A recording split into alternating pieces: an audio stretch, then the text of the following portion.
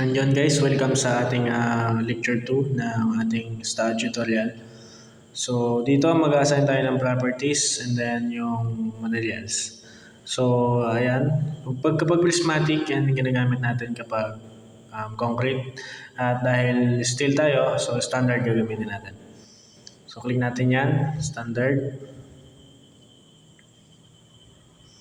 And then scroll down tayo dito.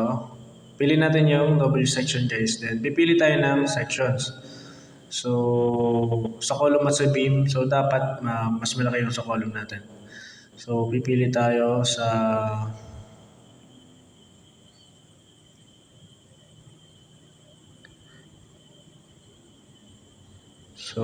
column muna. Then W12 by 210. Add natin. Click add. Diyan yan siya. And then, para sa beam naman, hanapin natin yung W8 by 67. So, ayan. Add lang rin natin.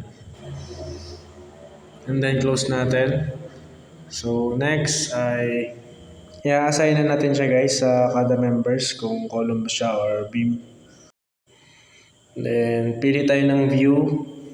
So, tingin ko mas maganda ay front view na lang. Then, select natin yung columns natin.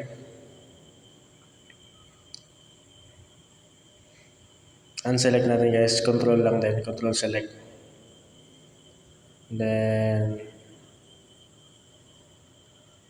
kailangan maklik natin guys yung section bago tayo mag-select ng beam or column. So, yun. Merong select na beam. So, unselect din natin yan. And then, check natin. So, ayan. Okay na. Puro columns na lang yung nakaselect. Then, assign to selected beams. Then, yes. Assign, yes. So, yan. Meron na tayong R1.